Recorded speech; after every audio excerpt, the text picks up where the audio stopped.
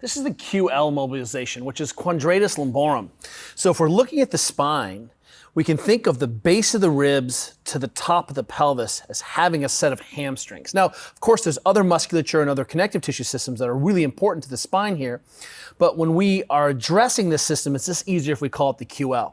So improving how your back feels, improving how your hips function, this is an easy way back into having a tissue system that can expand, contract, rotate, stabilize, and develop power. So what I'm gonna do is start by just taking some kind of ball, and then I'm just gonna place it next to my spine, just lateral to the spine at the bottom of my rib cage.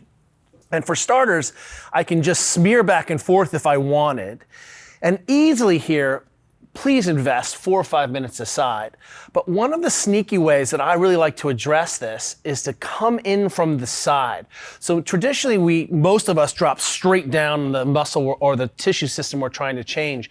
But in this situation, watch what happens. On the same side of the ball, just tuck my legs out a little bit. And this just adds a little bit of lengthening, and then I can sneak into those tissues obliquely.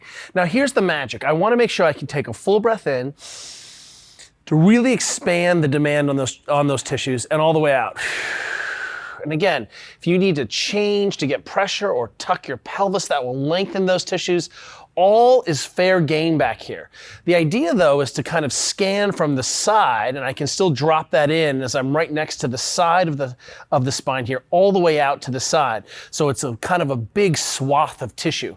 So if I find something that I feel like I can't take a full breath on, or something that feels uncomfortable, I stop. Take a maximum inhale, contract, tell your brain you own this position. It's just an isometric, that's all we're doing. And then long, slow exhale to get to the bottom.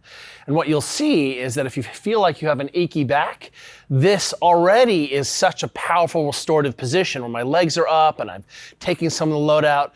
And if you're doing this anyway, you can certainly even put your legs up on a chair in this position, but this is one of our best low back recoveries to improve your cycling comfort and cycling power.